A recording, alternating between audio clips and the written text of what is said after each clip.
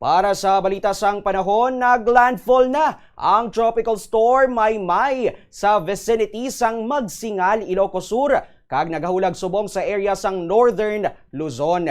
Ang Centro City ang nasiplatan sa San Juan, Ilocos Sur. Ini ang may kabaskugon sang hangin nga nagadangat sa 65 kilometers per hour malapit sa sentro kag pagmadlos nga 110 kilometers per hour. Nagahulag ini pa nasidlangan nga direksyon sa kadasigon nga 10 kilometers per hour. Napaidalom naman subong sa tropical cyclone wind signal number 2 ang pila ka areas sa Luzon, Ilocos Norte, the northern and central portions of Ilocos Sur, the western portion of Apayao, Abra, the western portion sang Kalinga, kag western portion man sang Mountain Province. Napaidalom naman subong sa tropical cyclone wind signal number 1 ang masunod nga areas sa Luzon, the rest of Ilocos Sur, La Union, the northern portion of Pangasinan, the rest of Apayao, the rest of Kalinga, the rest of Mountain Province, Ifugao, Benguet, the southern portion of Babuyan Islands,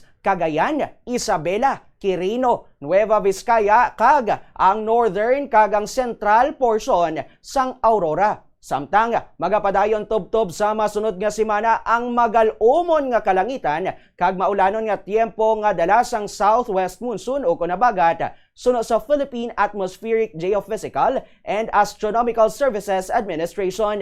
Nagpanugya naman ang pag-asa sa publiko nga maghanda bangod sa sunod-sunod nga pag-ulan. Samtang ginalauman naman nga magadala sang mabaskog nga pag-ulan ang tropical storm Maymay, samtang ginaagyan sini ang Northern Luzon. Sa Iloilo, mangin magalumon nga may lapta-lapta nga pag-ulan, pagpangilat kag pagpanaguob nga resulta sang localized thunderstorm. Ginalauman man ang posibilidad sang landslide sa pila ka mga apektado nga lugar sa pungsod.